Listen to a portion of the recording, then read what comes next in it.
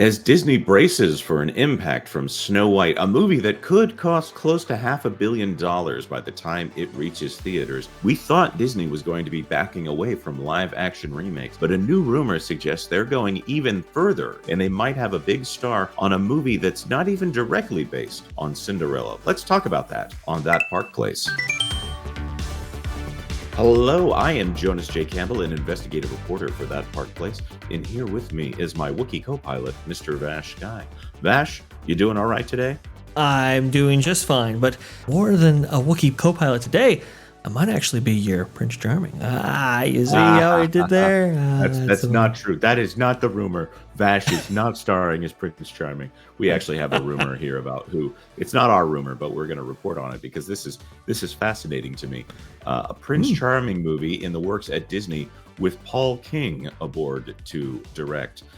This is very fascinating to me because, one, you would think they would be getting away from the live-action remakes. They let a guy go named Sean Bailey, who was in charge of all the live-action remakes here. But it appears that they've got one more in them, this one in development. Vash, why don't you take it away? Absolutely. This one here by Deadline by Justin Kroll here, October 17, 2024. Exclusive. After helping bring the Paddington franchise and a new Willy Wonka movie to life, director Paul King has his sights set on another iconic character. Sources tell Deadline that King has come out to direct a new Prince Charming movie at Disney. Simon Farnaby and John Croker are co-writing along with King. Interesting. While plot details are unknown, the Prince Charming character has many origins throughout literature, but when it comes to Disney, is usually tied or linked to the character that becomes the love interest of many of Disney princesses. While many have linked him to classic animated picks like Sleeping Beauty and Snow White, his true origin is in Cinderella, where Cinderella's actual love interest is Prince Charming. As for the film project itself, insiders do add that the film will not specifically be linked to Cinderella. This is highly, highly fascinating, and I would agree. I think what is it? It's Prince Philip for Sleeping Beauty, and Prince Eric for Ariel, Snow White. Right. So I'll take it from you here as the prince and princess expert here that I am, because I have many children, some of them female, and also a wife who's very interested in the princess films. Of course, you have Snow White's prince, who is none of them are specifically called Prince Charming, except for the one that's in Cinderella. Of course, you have Beasts. The Beast, which is Belle's prince, but he has no official name. He was called Prince Adam, I believe, at some point, but that has been debunked, even though it ended up on some official merchandise. I think even the people who worked on that film said, no, that never ended up as his name in the film. But we do have a name attached in rumor for who might be playing Prince Charming, which to me says that Disney might be getting their head on straight. Go ahead, Vash. It would appear so. Hot rumor this by the In Snyder. Chris Hemsworth eyed to star in Disney's Prince Charming movie by Jeff Snyder. This is interesting. When you told me that Chris Hemsworth might actually be involved in this, I was like, whoa, wait a minute. That changes the game entirely. Because now, well, for let's say the female persuasion who might not be interested in this movie, you got Chris Hemsworth in this to play the Prince Charming character. And it could be a fun date movie. It could be a fun kind of, I would say, I don't want to say low stakes because Disney doesn't do low stakes at this point, but a clever offshoot of, I think, what is a tired live action adaptation. Right, I don't know, circus that they're on. They can't do by the numbers when it comes to something like this. By the numbers and lesser is what we're thinking is going on with Snow White right now, because they've taken out most of the good elements of Snow White based on everything we're hearing, based off the trailers, and they're left with. By the way, when they do the trailer for one of their live action remakes, they usually do the slowed down version of one of the songs from the film. They have apparently removed so many of the good elements out of Snow White that they're left with a slowed down version of Whistle While You Work, which, I get it, that is an iconic song, but it's not the most iconic song from Snow White, whether that is Someday My Prince Will Come. That would be an example. Or I'm Wishing, which is, of course, the start of the film. So many of the songs in that film are based around romance.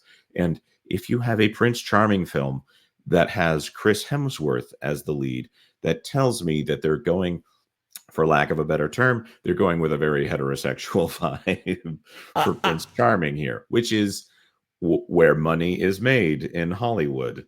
And also, I'm going to say the gays will like him too. I say that fully with a sense of humor and a grain of salt here. Chris Hemsworth has comedic chops. He has charm. And he also has the ability to act. So wherever they go with this, if they go dramatic, okay.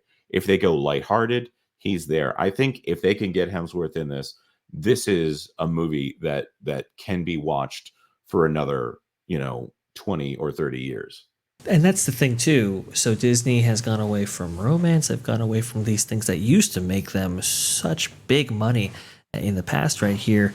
I do agree with your assessment, Jonas. I think them going so hard into maybe a Chris Hemsworth-led movie, perhaps infusing romance into something like this could be a financial boon for the company at a time when it needs it most. And when you look at the chops of somebody like Paul King himself, we know he's a very successful director. The article here references Paddington, the franchise, and Wonka itself. When we look at those two things, we can actually see that Paddington, highly accepted by both the audience and critics, something we don't see too often, especially when it comes to films of this nature right here, and did it again as well with Paddington 2. And this all culminated into a box office. Collectively, you're talking about $500 million here in terms of that specific franchise, which is why there are currently in production on Paddington in Peru. What's interesting here is that the director is not directing that one that directed the first two. Very interesting, but did it again with Wonka right here. Wonka, highly successful at the box office, especially at a time when not a lot of pictures post-pandemic were doing all that well. You can see right here, actually, highly accepted by both critics and audiences alike, and you can see the worldwide box office there.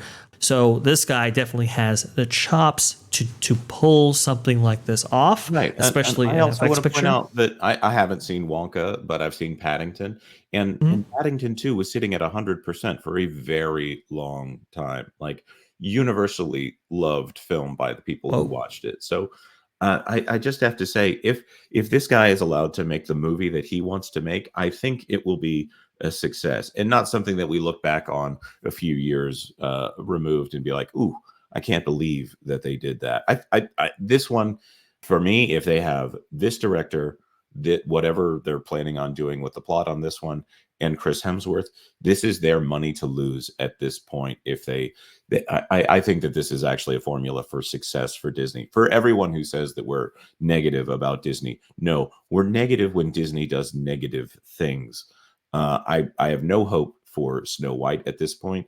Even maybe it's the fact that I think Snow White and the Seven Dwarfs from 1937 is one of the greatest films ever made. But I have no hope for the Rachel Zegler version of that one. And the box office is only going to go down as Rachel Zegler continues to talk. But that being said, we want to throw this to our commenters. What do you think about this film? Is this a film that you can actually see yourself maybe forgiving Disney a little bit and actually going to see in theaters? Or is this something that they can never bring you back to the box office? Let us know your thoughts in the comment section down below. Like this video if you like this video, and consider subscribing to That Park Place for all the news that should be fun. Thanks for watching That Park Place News. For more information, consider checking out www.thatparkplace.com. And don't forget to subscribe, share, like, and send this out on your favorite social media accounts.